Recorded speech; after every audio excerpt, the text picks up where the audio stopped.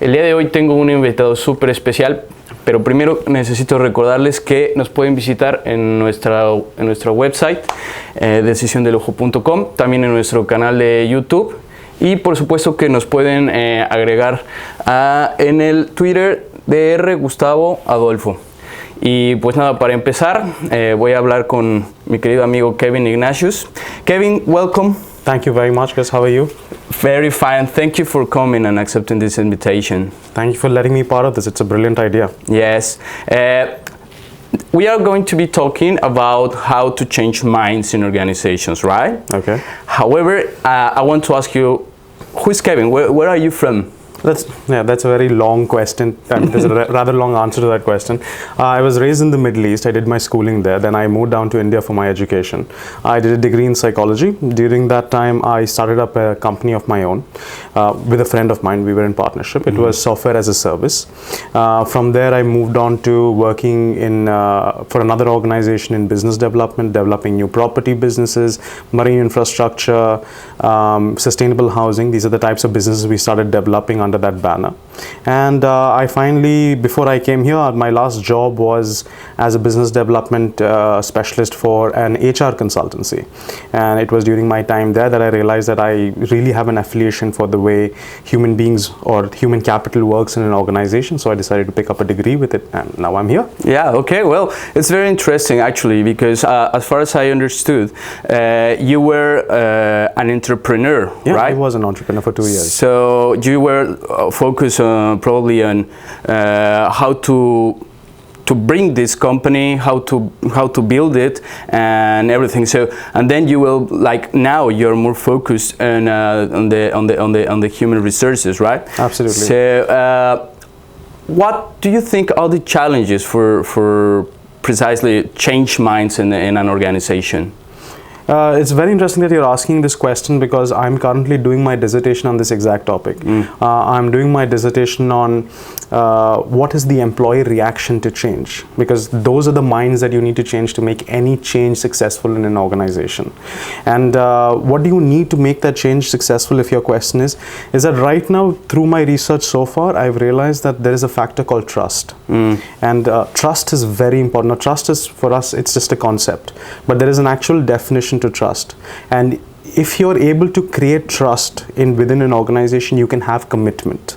Now, if there is commitment, the change will become successful. If there is no commitment, both from the side of the employees as well as the leaders, then the chances are that change initiative is not going to be very successful. Well, this is really interesting actually. So what would be here the role of leadership?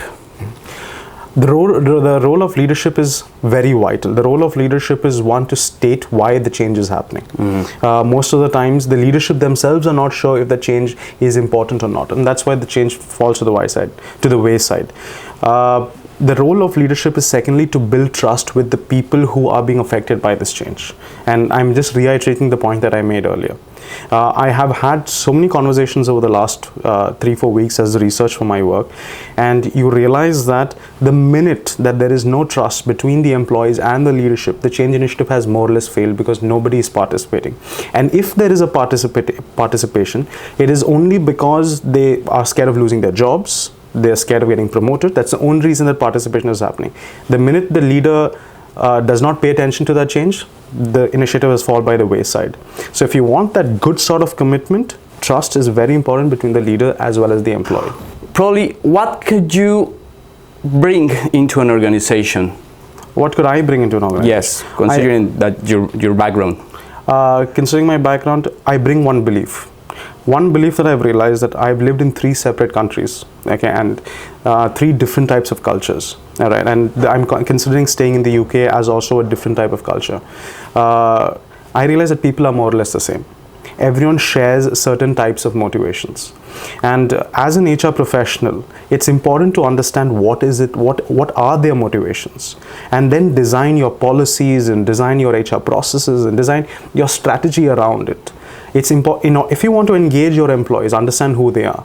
And motivations are very similar across countries. People are either motivated by family, they're motivated by money, they're motivated by a safe home, they're motivated by happiness. It's across the board, it's different. It's how we display it may be a little different, but it's more or less the same.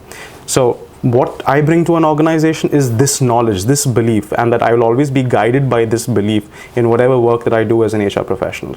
Excellent. So now, what is next for Kevin? What's your next step? My next step is to find a job in the space as an HR generalist or in the space of learning and development or change management. These are three specific fields that I'm very, very, very interested in because I feel that this is where I would do my best. I would more or less, if I had to put it briefly, as an HR professional, I'd like to work in the space of employee engagement, which I feel is the biggest challenge in organizations today. And I would like to use these three tools of change management, learning and development, these two tools, change management, learning, development, to resolve this particular challenge of employee engagement. So yeah, that's the way forward for me. You will doing well. I'm so. Thank you very much. Thank you for your. So how can we find you in the internet, Kevin? You can find me on my Twitter account. That's at Ceiling Watcher. It's something that I love to do. Look at the ceiling and think a lot. You'll find a lot of articles on HR related work that's happening across the world, and that's where you can find me. Well, excellent. Well, that's all, Kevin. I'm really happy for having this interview with you. I wish you the best. Thank you very much, guys. Probably, do you want to say something at the end? Gracias. Excellent. Muchas gracias. Exactamente. Bueno, muchas gracias, amigos. Nos vemos pronto. Bye, bye.